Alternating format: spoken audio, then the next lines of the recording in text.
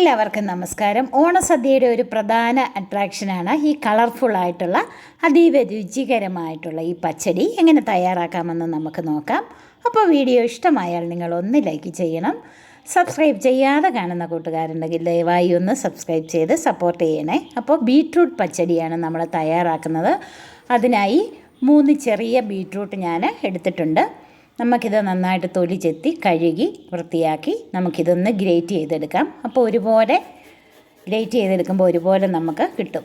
അല്ലെങ്കിൽ തീരെ പൊടിയായിട്ട് കൊത്തിയരിയണം. അപ്പം ഞാനതിൽ നിന്ന് ഒരു 2 ബീട്രൂട്ട് ഗ്രേറ്റ് ചെയ്തെടുത്തിട്ടുണ്ട്.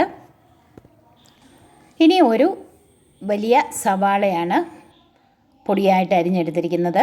1 ഇഞ്ച് വലിപ്പത്തിലുള്ള 1 ഇഞ്ചി പൊടിയായിട്ട് അരിഞ്ഞത്, 4-5 പച്ചമുളക് അരിഞ്ഞത്, 2 തണ്ട് കറിവേപ്പില. ഇനി നമുക്ക് ചട്ടി അടുപ്പത്ത് വെച്ച് ചൂടാകുമ്പോൾ അതിലേക്ക് ഒരു 2 ടേബിൾ സ്പൂൺ വെളിച്ചെണ്ണ ചേർത്ത് കൊടുക്കാം. എണ്ണ നന്നായിട്ട് ചൂടാകുമ്പോഴത്തേക്കും നമുക്കതിലേക്ക് 1/2 ടീസ്പൂൺ കടുക് ചേർത്ത് കൊടുക്കാം. കടുക് നന്നായിട്ട് പൊട്ടിക്കഴിയുമ്പോഴത്തേക്കും നമുക്ക് ആദ്യം ഇഞ്ചി ഒന്ന് ചേർത്ത് കൊടുക്കാം. ഇഞ്ചി തീരെ പൊടിയായിട്ട് അരിയണം. ഇഞ്ചി ഒന്ന് വഴന്ന് വരുമ്പോഴത്തേക്കും നമുക്ക് സവാള ചേർത്ത് കൊടുക്കാം. സവാള ചേർത്ത് 1 മിനിറ്റ് ഒന്ന് വഴറ്റി കൊടുക്കാം. ഇനി നമുക്ക് പച്ചമുളകും കറിവേപ്പിലയും കൂടെ ചേർത്ത് വീണ്ടും ഒന്നുകൂടെ ഒന്ന് വഴറ്റി കൊടുക്കാം. ഒരുപാട് മൂത്ത് പോകേണ്ട കാര്യമില്ല, ഒരുവിധം ഒന്ന് വഴന്ന് വന്നേച്ചാൽ മതി. ഇനി നമുക്കതിലേക്ക് ബീട്രൂട്ട് ചേർത്ത് കൊടുക്കാം. ബീട്രൂട്ട് ചേർത്തിട്ട് നന്നായിട്ടൊന്ന് ഇളക്കി കൊടുക്കണം. 1 മിനിറ്റ് കൂടെ നമുക്കിതൊന്ന് ഇളക്കി വഴറ്റി കൊടുക്കാം.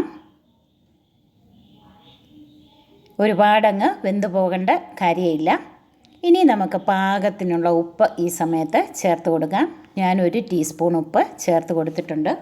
ഉപ്പൂടെ ചേർത്ത് വീണ്ടും നന്നായിട്ട് തന്നെ ഒന്ന് ഇളക്കി നമുക്കിത് അല്പസമയം ഒന്ന് മൂടി വയ്ക്കണം. അപ്പോൾ നന്നായിട്ടൊന്ന് ഇളക്കി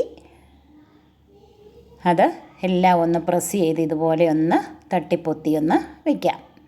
അപ്പോൾ പെട്ടെന്നൊന്ന് വെന്ത് കിട്ടും, എയർ പുറത്ത് പോകാതെ. അതിനാണ് ഇങ്ങനെ ചെയ്യുന്നത്. നമുക്ക് അടപ്പ് വെച്ചൊന്ന് അടച്ച് ഒരു മീഡിയം ഫ്ലെയിമിൽ 1 മിനിറ്റ് കഴിയുമ്പം തുറന്ന് നോക്കി വീണ്ടും ഒന്നുകൂടെ ഒന്ന് അതുപോലെ ആക്കി വയ്ക്കാം. അത് കഴിഞ്ഞ് ഇത് ചട്ടി വാങ്ങി വെച്ചിട്ടുണ്ട്. ഇപ്പം നന്നായിട്ടിത് തണുത്ത് വന്നിട്ടുണ്ട്. വീണ്ടും നമുക്കൊന്ന് ഇളക്കിയെടുക്കാം. ചെറിയ ഇളം ചൂടുണ്ട് ചട്ടിക്ക്. ഇനി നമുക്ക് 1/2 ലിറ്റർ തൈര് ഒന്ന് ചെറുതായിട്ടൊന്ന് ബീറ്റ് ചെയ്ത് ആ തൈര് നമുക്കിതിലേക്ക് ചേർത്ത് കൊടുക്കാം. അധികം കട്ടയൊന്നും ഇല്ലാത്ത തൈരാണിത്, മിൽമയുടെ തൈരാണ്.